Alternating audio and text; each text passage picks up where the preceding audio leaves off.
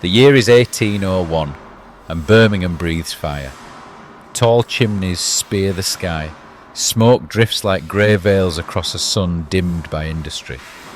The rattle of hammers and hiss of steam roll through the narrow streets, where ironmongers shout prices and horses stamp against the stones slick with soot. Amid the din, a child is born to Richard Tapper Cadbury and his wife, Elizabeth, a boy named John, small of frame but bright of eye, whose cry mingles with the clang of anvils that will one day forge his world. In this restless town of craftsmen and dissenters, the air tastes of metal and ambition. Birmingham is a place of invention, yet within its clatter lives a quieter rhythm, the measured heartbeat of the Quakers, whose meeting houses hum not with machines but with stillness. The Cadburys are of that faith, people who measure worth not by wealth but by conscience. Their home above Richard's linen draper's shop on Bull Street smells of starch and candle wax, the air soft with the dust of folded cloth. Elizabeth keeps the household gentle, instructing her children in temperance and truth. "Let your life speak," she tells them, a phrase the boy would carry like a compass for all his years. When John is sent to Joseph Crossfield's Quaker school in Warwickshire, he finds the silence of meeting days here both comfort and commandment. He learns that speech, when it comes, must be honest, that prosperity is only virtue when it uplifts others. Outside, the countryside is soft and green, but Birmingham's smoke still clings to him, a reminder of the world's need for cleansing. By adolescence he is restless, too compassionate to accept cruelty, too observant to ignore injustice. He watches climbing boys scramble up chimneys, their faces blackened and raw. He sees drunkards slump against tavern doors while their wives beg for bread, and he wonders, must progress always taste of suffering? The Quakers, denied the universities and the army by law and conviction alike, teach their youth another kind of service. The service of honest trade. Commerce, says his father, is a ministry if done in fairness. And so when apprenticeship beckons, John accepts a post with a tea dealer in Leeds.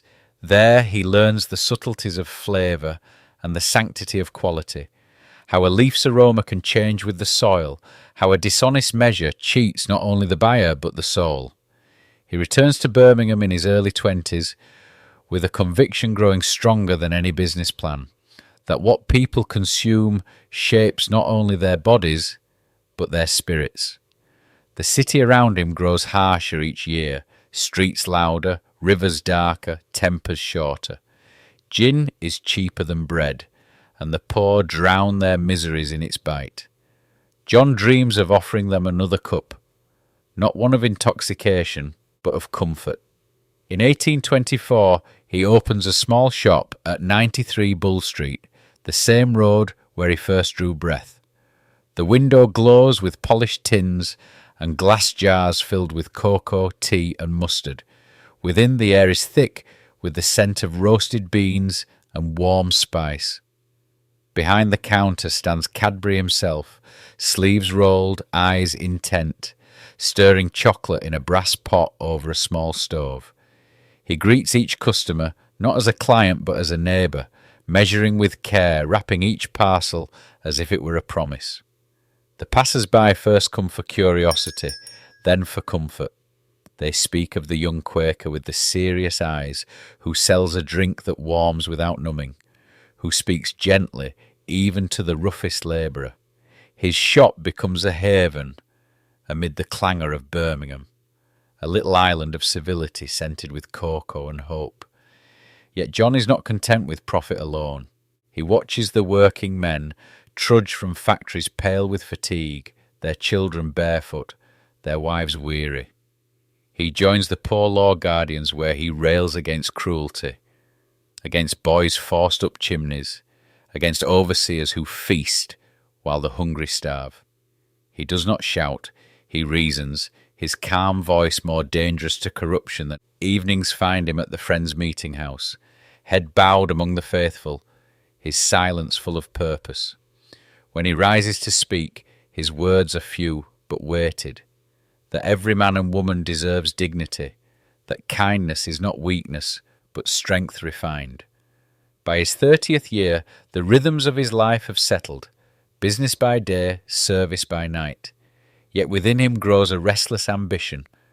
The cocoa trade, still in its infancy, is tainted by adulteration. Merchants mix brick dust or starch to cheapen it. Such deceit offends his Quaker soul.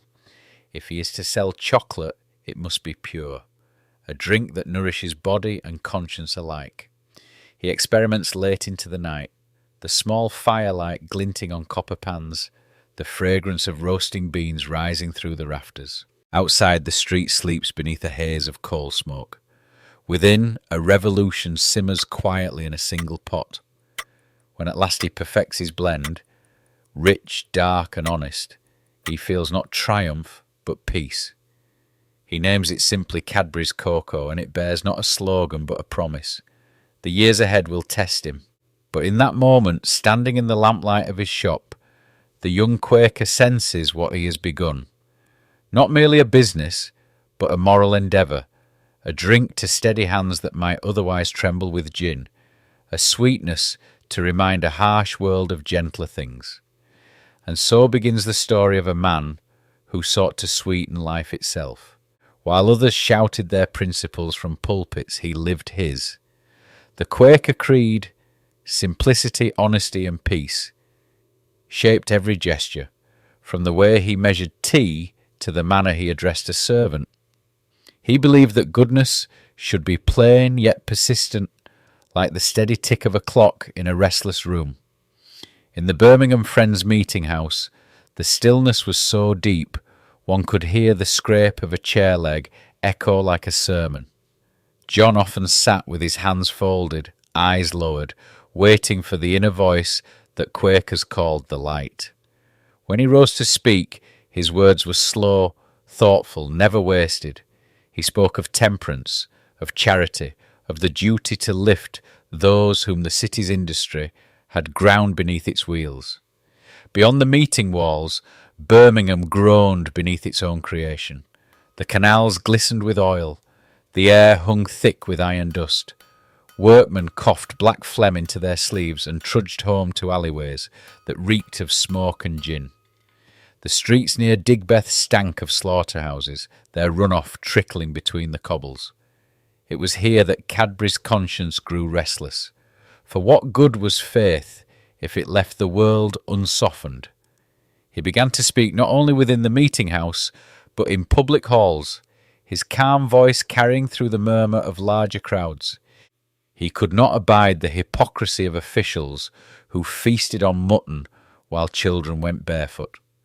His protests were polite but unrelenting, a new kind of rebellion carried on a current of reason rather than rage. At home on Bull Street, he found solace in work. The smell of roasted cocoa beans had begun to fill the narrow shop, rich and earthy, a counterpoint to the acrid tang of coal outside. To Cadbury, the making of chocolate became an act of healing. It was a drink of warmth and fellowship, an answer to the bottle and the brawl. He sold it pure, no added starch, no brick dust. For deceit, he said, was poison in any form. Evenings often found him with his sleeves rolled, stirring the mixture until it gleamed like polished chestnut. Sometimes a neighbour or apprentice would linger by the fire, watching as he tested a new recipe, murmuring observations about texture and scent. He would smile, modest and precise. A man's labour, he said once, should nourish more than his purse. Yet life offered him little peace. The temperance meetings demanded his time, missionary work called him to Ireland, and the endless petitions for reform filled his days. Still, he bore it all with the serene endurance of a man whose purpose was fixed. When others sought recognition, he sought only righteousness. Those who knew him spoke of his gentleness, but it was a gentleness with steel beneath. He was courteous even to opponents, yet unbending where conscience was concerned. He refused to trade in alcohol or profit from cruelty, declining offers that might have doubled his income. There are profits, Varmy said, that impoverish the soul. In the hush of the meeting house, when candles burned low and the world outside rattled with carts and cries, John would sometimes close his eyes and imagine a better Birmingham, a city cleansed of smoke, where honest work bred neither sickness nor despair. He could not yet know that his vision would one day rise in brick and green fields at Bourneville, but already the seed was there, resting quietly in the soil of his resolve. By the early 1830s, the little shop on Bull Street had become a familiar beacon amid Birmingham's din. Its window, always polished to a mirror shine, reflected the blurred bustle of carts and factory smoke outside. Within, the air was heavy with the scent of cocoa and candle grease, a fragrance both exotic and comforting. Customers came not only for drink or spice, but for the peculiar calm that seemed to hang about the young Quaker who served them. John Cadbury had begun to imagine something larger than a shop. Each time he ground cocoa nibs by hand, he felt the limitations of the humble brass pot. He wanted purity on a greater scale, a drink so fine and honest that even the poorest labourer might taste a little dignity. In 1831 he leased a small warehouse in Crooked Lane, its windows dim with grime, its rafters humming with the pulse of nearby factories. There, with a single apprentice and a second-hand mill, he began his first experiments in manufacture. The neighbours thought him eccentric. Why devote such care to chocolate, a luxury known only to the wealthy? But Cadbury saw it differently. Cocoa, he said, might become the temperate man's comfort, an alternative to gin, that liquid ruin flooding England's streets. He tested recipe after recipe, roasting the beans until their shells cracked with a whisper like kindling. The smell drifted through the alleyways, warm, nutty, faintly bitter. Passers-by paused, drawn by curiosity and the promise of sweetness. In 1832 he married Candia Barrow, a woman of quiet courage whose laughter softened his seriousness. Their home above the shop was modest but full of light. Candia shared his Quaker restraint, yet delighted in the small pleasures of their trade. The gleam of a new tin label, the hiss of the kettle before customers arrived. When she carried a tray of steaming cups to the counter, even the roughest iron worker would remove his cap in gratitude. For a time life seemed settled and kind. But Birmingham's heart was not an easy one. The same furnaces that lit the night sky also burned its people thin. Children worked 12-hour days, women stitched until their fingers bled. John's success weighed upon him. He feared comfort might dull his conscience, so he served again as a poor law guardian, speaking gently yet firmly against neglect. He wrote letters to magistrates demanding better conditions for apprentices and cleaner water for the labouring wards. His cocoa profits, modest though they were, often disappeared into charitable funds. A man's worth, he told Candia, is measured by what he mends. By 1846, recognising the strain upon himself, he invited his younger brother Benjamin into partnership. Thus were born the Cadbury brothers. Together they purchased a larger works in Bridge Street, where the rhythmic thud of machinery joined the city's endless percussion. Here, sacks of beans arrived from distant colonies. Java, the Caribbean, Venezuela, each bearing its own perfume of sun and soil. Workers roasted, ground, and pressed the beans into paste, their hands stained with the brown dust of creation. To walk through the factory was to pass from the sting of smoke to the scent of paradise. John oversaw every detail: the cleanliness of the floors, the fairness of wages, the safety of his people. While other manufacturers drove their employees with fear, Cadbury ruled by respect. He knew each labourer by name and kept a fund for those who fell ill. When profits allowed, he replaced the smoky oil lamps with windows so that daylight might do the work. Some said he was a fool to waste money on comfort. Others saw in him a new kind of master, one who believed prosperity and humanity could share the same roof. Candia's death in 1855 shook him deeply. The house on Bull Street grew silent. The clink of teacups echoed like loss. Yet grief hardened rather than hollowed him. "If the world is cruel," he wrote in his journal, "we must answer with kindness doubled." He poured his morning into work, teaching his sons Richard and George not merely how to make chocolate, but how to live honourably within a world that too often forgot gentleness. By the decade's end, Cadbury's cocoa and chocolate had become a respected name, its reputation resting not on advertisement but on integrity. Each tin carried the promise of purity, each cup a whisper of better living. When customers sipped it, they tasted not indulgence but hope, the notion that sweetness, honestly earned, could redeem even the bitter smoke of Birmingham. The year was 1847, and Birmingham trembled with change. Amid this restless noise, the modest firm of Cadbury Brothers found its stride. Their new Bridge Street factory stood beside the canal like a fortress of brick and steam, its tall windows breathing vapour and purpose into the air. Every morning, John Cadbury arrived before the whistles blew. The workers would see his familiar dark coat moving quietly among them, never aloof, never hurried. He inspected the roasting drums, ran his fingers through the fresh cocoa nibs, and paused to speak with the foreman, or to share a brief word of encouragement with an apprentice. He believed a man's worth could not be measured by his station, and that fairness was the truest form of discipline. Inside, the air shimmered with scent, a mingling of cocoa, sugar, and the faint metallic tang of machinery. Wooden paddles stirred great vats of molten chocolate that glowed like mahogany under lamplight. Outside, horses waited patiently beside the canal barges, snorting plumes of steam into the cold morning air. The workers, men and women alike, earned modest but honest wages, and laboured under conditions that astonished visitors for their cleanliness and order. Cadbury's place, people said, is as pure as the drink itself. John's brother Benjamin, quieter but practical, oversaw the accounts and supply lines. Between them, the partnership was a balance of conscience and craft. John dreamed of moral purpose. Benjamin ensured those dreams were properly costed and shipped on time. Yet even Benjamin could not deny that it was his elder brother's idealism that gave the firm its soul. By mid-century, the brothers were selling dozens of varieties of cocoa and chocolate across Britain.